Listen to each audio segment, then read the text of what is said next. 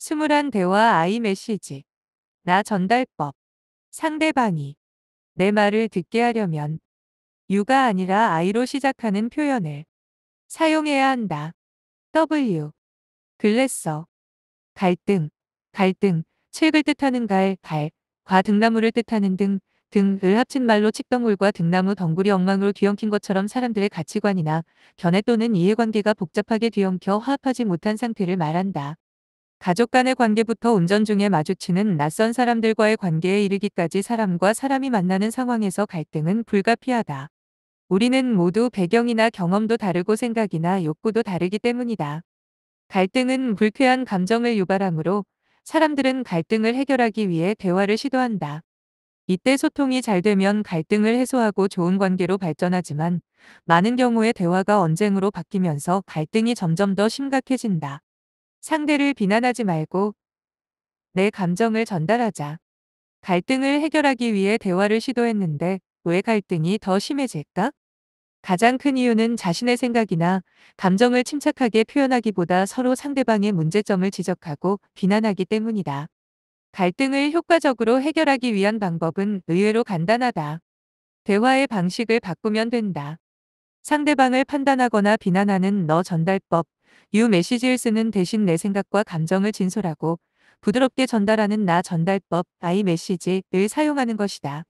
예를 들어 배우자가 늦게 들어와서 화가 났다면 당신 지금 몇 시야? 정신이 있어 없어? 라고 상대방을 비난하는 대신 나는 일찍 오면 같이 저녁을 먹으려고 했는데 연락도 없이 안 들어와서 속이 상했어. 그리고 걱정도 되고 말이야라고 말할 수 있다. 상대방을 평가하거나 비난하는 너 전달법이 갈등을 어떻게 심화시키는지 살펴보자. 1. 방어기제 활성화. 너가 틀려서라는 식의 말을 들으면 사람은 무의식적으로 자신을 보호하려는 방어기제가 작동하면서 상대방의 생각을 수용하기보다 합리화를 하거나 반박하고 반발할 가능성이 커진다. 예를 들면 연인이 넌 항상 내 말을 무시해 라고 말하면 상대방은 내가 뭘 그렇게 항상 무시해? 라고 반박할 가능성이 높다. 이처럼 너라는 말이 들어간 비난은 상대방이 자신의 행동을 돌아보기보다 방어적인 태도를 취하게 만든다. 2. 인지 왜곡의 유발. 너 전달법은 상대방의 특정 행동을 전반적인 인격 문제로 일반화하는 인지 왜곡을 유발한다. 대표적으로 사람을 적 아니면 친구, 나쁜 사람 아니면 좋은 사람 같은 방식으로 구분하는 이분법적 사고나 낙인 찍기, 과일반화 같은 비합리적 사고가 강화될 수 있다. 예를 들면 배우자가 당신은 이기적인 인간이야 라고 말하면 상대방은 이를 받아들일 수 없기 때문에 관계 개선보다 관계를 더 악화시킬 수 있다. 3. 문제 해결보다 감정적 상처 유발. 너 전달법은 상대방을 부정적으로 판단하고 비난하기 때문에 갈등을 해결하기보다 상대방에게 감정적 상처를 남길 가능성이 크다. 특히 반복적으로 사용될 경우 자존감이 저하되고 심한 경우 대인관계 회피나 우울감을 유발할 수 있다. 예를 들어 부모나 직장 상사가 넌 항상 실수를 해. 언제쯤 제대로 할 거야? 라는 말을 반복적으로 듣게 되면 실수를 줄이려 노력하기보다는 위축되고 불안감을 느끼며 업무 효율이 떨어질 수 있다. 문제를 해결하기 위해서는 비난이 아니라 구체적인 피드백과 격려가 필요하다. 아이가 방을 치우지 않을 때 넌 왜 허구한 날 방을 그렇게 돼지우리처럼 만들어 놓니? 라고 비난하는 대신 엄마는 우리 아들이 깔끔하게 정리된 방에서 공부하는 모습을 보고 싶은데라고 내 생각을 전달할 수 있다. 상대를 평가하거나 비난하는 너 전달법, 대신 내 생각과 감정을 표현하는 나 전달법은 다음의 이유로 갈등 해결에 매우 효과적이다. 1. 방어기제를 줄이고 긍정적인 행동 변화를 촉진. 비난을 받으면 방어기제가 작동하면서 변화를 거부하려는 심리가 생긴다. 그러나 나 전달법을 사용하면 상대방이 방어적이기보다 문제를 해결하려는 태도를 보이게 된다.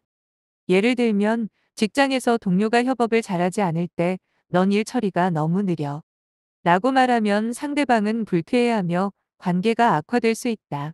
하지만 내가 맡은 부분을 마감 기한 안에 끝내려면 내 작업도 일정대로 진행되어야 해.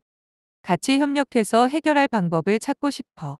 라고 말하면 상대방도 해결책을 고민할 가능성이 커진다. 2. 자기개방성의 증가로 신뢰 형성, 나 전달법은 상대방을 비난하는 대신 자신의 감정을 솔직하게 표현하는 것인데, 이를 심리학에서 자기개방이라 하며, 자기개방은 신뢰를 쌓는 중요한 요소다. 예를 들면 배우자가 당신은 나한테 관심이 없어 라고 하면 상대방은 방어적으로 반응할 가능성이 크다. 하지만 나는 당신이랑 얘기하고 싶은 것이 많은데 그렇지 못해서 안타까워라고 자기의 감정을 개방하면 상대방도 대화를 받아들일 가능성이 높아진다. 2. 공감적 반응을 유도, 나 전달법은 상대방이 나의 감정을 더욱 쉽게 이해하고 공감할 수 있도록 돕는다. 공감, 램퍼시, 은 감정적으로 연결될 때 형성되며 상대방이 나의 입장에서 생각해 볼 기회를 제공한다. 예를 들어 친구가 약속을 자주 취소할 때, 넌 왜 항상 내 시간을 소중하게 생각하지 않는 거야? 라고 말하면 상대방은 변명하거나 방어적인 태도를 취할 가능성이 높다. 하지만 나는 너랑 만나 여러 가지 얘기를 하고 싶어서 기다렸는데 내가 갑자기 약속을 취소하면 나는 좀 속이 상해 라고 표현하면 상대방도 내 감정을 이해하고 미안한 마음을 가질 수 있다. 나 전달법과 함께 쓸 수 있는 대화법 10가지. 1. 과거를 들추기보다 지금의 문제에만 초점을 맞춘다. 우리는 보통 싸움을 할 때 누적된 불만까지 한꺼번에 사잡아서 비난한다. 그러나 이 방법을 사용하면 상대도 역시 똑같이 당신의 과거를 끄집어내기 때문에 싸움은 끝이 나지 않는다. 2. 독심술을 하는 것처럼 지레짐작해서 말하지 않는다. 누가 그 속을 모를 줄 아느냐는 마음으로 넘겨짚어 이야기하는 것보다 논쟁거리가 되는 구체적인 행동을 주제로 삼는 것이 갈등의 원인을 밝히는 데 더 효과적이다. 추측한 내용이 맞았을 때는 속셈이 발각돼서 화가 나고 틀렸을 때는 오해를 받았기 때문에 기분이 상한다. 3. 상대방이 말하는 도중에 끼어들지 않는다. 비겁한 의사소통 방법 중 하나는 약점이 잡히거나 감정이 상했을 때 상대방이 말하는 도중에 끼어드는 것이다. 이런 행동은 말하는 사람을 혼란스럽게 하고 짜증나게 해 적개심을 유발한다. 그럴 때는 상대방이 하고 싶은 얘기를 다 할 수 있게 들어주고 중간에 꼭 끼어들어야 할 때는 잠깐만 하면서 먼저 양해를 구하라. 4. 구체적으로 요구한다. 상대에게 행동 변화를 요구할 때는 무엇을 어디에서 어떻게 해야 하는지 구체적으로 요구하라. 좀 제대로 할 수 없어? 라고 모호하게 말하기보다 메일을 쓸 때 띄어쓰기에 신경을 쓰는 게 좋겠는데 라고 말하는 것이 행동 변화를 더 잘 유도할 수 있다. 5. 그 상황에서 자신이 기꺼이 할 것을 언급한다. 상대방의 행동만 지적하기보다 상대방의 변화와 함께 자신의 행동도 기꺼이 바꾸려는 모습을 보이며 상호의 노력을 강조한다. 그래야 상대방도 부당한 요구라는 생각을 덜하기 때문이다. 술 마시지 마라 보다는 나도 아이들 돌보는 일에 더 신경을 쓸 테니까 당신도 일찍 와서 도와줘요라고 말하는 것이 상대가 손해보는 느낌을 덜 받는다. 6. 장점을 거론한 다음에 문제점을 다룬다. 사람들은 단점을 지적받으면 그것이 그의 일부분에 불과함에도 전체적인 평가로 받아들인다. 먼저 바람직하다고 생각하는 점을 인정하고 문제거리를 이야기함으로써 상대방이 쉽게 자신의 문제를 받아들이게 한다. 도대체 하는 일이 뭐야? 보다 노력하고 있는 것은 잘 알아. 그러나 이런 점은 고치는 것이 좋게 너라는 말이 더 설득력이 있다.